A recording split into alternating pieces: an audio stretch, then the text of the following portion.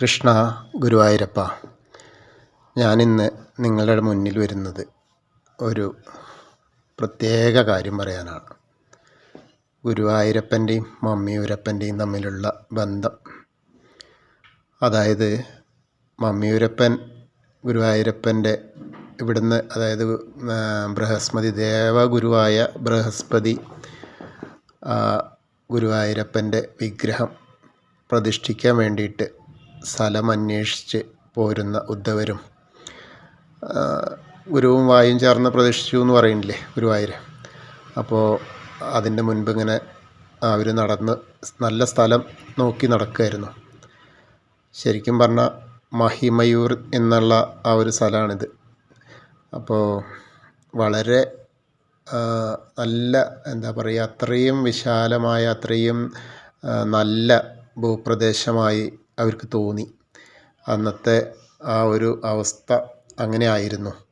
അത്രയും, പിന്നെ രുദ്രതീർത്ഥവും സപ്തർഷികളൊക്കെ വന്ന് നീരാടുന്ന ആ രുദ്രതീർത്ഥമൊക്കെ കണ്ടു നോക്കുമ്പോൾ അവർക്ക്, ബൃഹസ്പതിക്കൊക്കെ ആകാശമാർഗം സഞ്ചരിക്കുകയായിരുന്നു.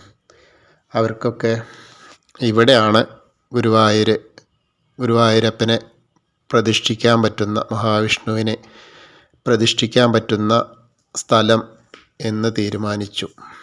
പക്ഷേ അവിടെ മമ്മിയൂരപ്പനും ഭഗവതിയും ആയിരുന്നു. ആ മഹിമയൂർ എന്നുള്ള സ്ഥലമായിരുന്നു ഇത്. അപ്പോൾ അങ്ങനെ മഹാവിഷ്ണുവിൻ്റെ ആ പ്രതിഷ്ഠ നടത്തേണ്ടത് എവിടെ എന്ന് ചോദിച്ചിട്ട് മഹാദേവനെ തന്നെ കാണുകയാണ്. ആ മഹാദേവനോട് ദേവഗുരു ചോദിച്ചു, ഞങ്ങൾ ഈ വിശിഷ്ടമായ സ്ഥലത്ത് ഗുരുവായൂരപ്പൻ്റെ, നാരായണൻ്റെ വിഗ്രഹം പ്രതിഷ്ഠിക്കട്ടെ എന്ന് ചോദിച്ചപ്പോൾ ഒരു മടിയും കൂടാതെ ആ മമ്മിയൂരപ്പൻ പ്രതിഷ്ഠിച്ചോളൂ, ഇവിടെ തന്നെയാണ് ഏറ്റവും കൂടുതൽ നല്ല ഭംഗിയും സമാധാനവും സത്യവും ഒക്കെ ഉള്ള സ്ഥലം എന്ന് പറയുകയും, അങ്ങനെയാണ് ആ ഗുരുവായൂരപ്പനെ ഇവിടെ ഗുരുവായൂരിൽ പ്രതിഷ്ഠിച്ചത്. അതിൻ്റെ മുൻപ് ഈ സ്ഥലത്തിൻ്റെ പേര് മഹിമയൂർ എന്നായിരുന്നു. ആ മഹിമയൂരാണ് മമ്മിയൂരായിട്ട് ലോപിച്ചത്. പക്ഷേ ഭഗവതി ഇവിടുന്ന് പോകാൻ കൂട്ടാക്കിയില്ല കേട്ടോ. ഭഗവതി അതാണ് എടത്തരികത്ത് കാവിൽ അമ്മയായിട്ട് അവിടെ ഇരുന്ന്, അതിപ്പോൾ പെങ്ങളാണല്ലോ, വിഷ്ണുവിൻ്റെ പെങ്ങളല്ലേ. അപ്പോൾ പിന്നെ ആ സ്ഥാനം ഞാൻ വിട്ടുകൊടുക്കില്ല എന്ന് പറഞ്ഞിട്ട് അവിടെ ഇരുന്നു. പക്ഷേ ഈ മഹാദേവൻ്റെ ആ ഒരു ഗുരുവായൂരപ്പന് സ്ഥലം കൊടുക്കാൻ കാണിച്ച അവരുടെ ഓരോ കർമ്മങ്ങളും ഇതായിരിക്കാം. എന്തായാലും ആ ഒരു മനസ്ഥിതിയാണ് ഇന്ന് നമ്മൾ ആരാധിക്കുന്ന ഗുരുവായൂർ എന്നുള്ള സ്ഥലമുണ്ടാവാനുള്ള കാരണം.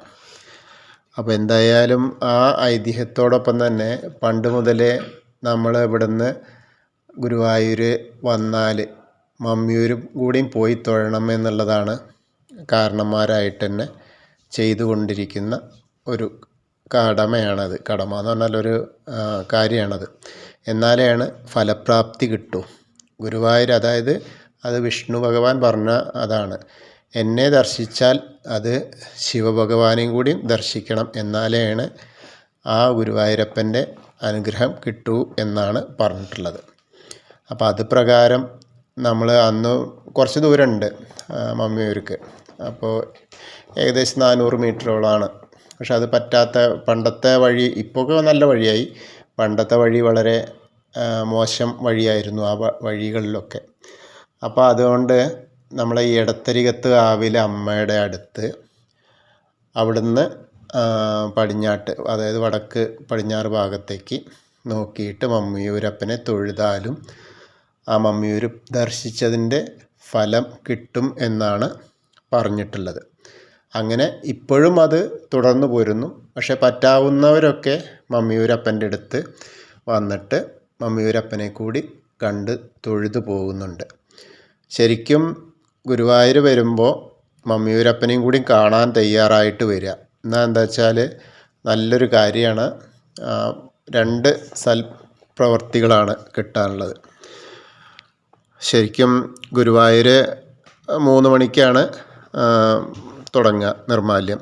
അതേ സ്ഥാനത്ത് മമ്മിയൂർ ഏകദേശം 5 മുതൽ 11 വരെ ഉണ്ട്.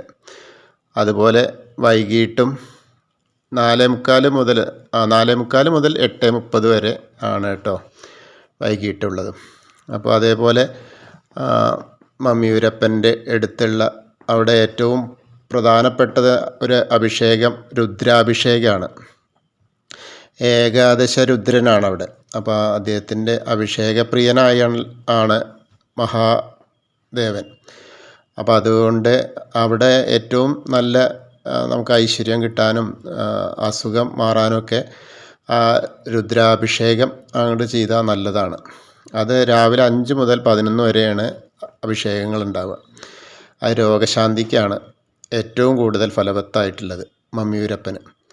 അതുപോലെ മഹാമൃത്യുഞ്ജയ ഹോമമാണ്. 7 ദിവസമായിട്ടാണ് മഹാമൃത്യുഞ്ജയ ഹോമം നടത്തുക.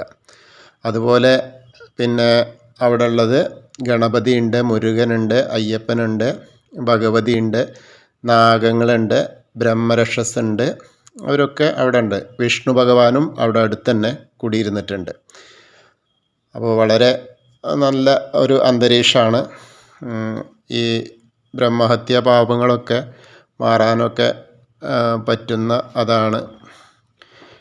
പിന്നെ എന്തായാലും മഹാമൃത്യുഞ്ജയ ഹോമം ചെയ്താൽ നമ്മളെ എല്ലാ പ്രശ്നങ്ങളും, അതായത് അസുഖങ്ങളെല്ലാം മാറും. എത്രയും ബുദ്ധിമുട്ടുള്ള അവസ്ഥയിൽ നിന്നും കരകയറാൻ പറ്റും. അപ്പോൾ എല്ലാവരും ഗുരുവായൂർ വരുന്ന ആളുകൾ മമ്മിയൂർ കൂടി തൊഴുത് പോവുക. മമ്മിയൂർ ചെന്നിട്ട് ഏകാദശ രുദ്രാഭിഷേകം ചെയ്യാൻ പറ്റുന്ന ആളുകൾ അത് ചെയ്യുക. അപ്പോൾ എല്ലാവർക്കും ഗുരുവായൂരപ്പൻ്റെയും മഹാദേവൻ്റെയും നല്ല അനുഗ്രഹം ഉണ്ടാവട്ടെ.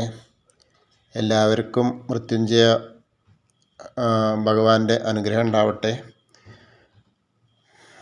എല്ലാവരും ഇഷ്ടമായിച്ചാൽ ഇതൊന്ന് സബ്സ്ക്രൈബ് ചെയ്യുക, ലൈക്ക് ചെയ്യുക.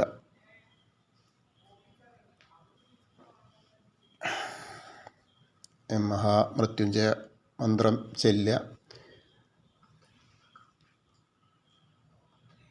ഓം ത്രയംബകം യജാമഹിം സുഗന്ധിം പുഷ്ടിവർദ്ധനം ഉർവാരുകമിവ ബന്ധനാത് മൃത്യോർമുക്ഷീയമാമൃതാഹാത്.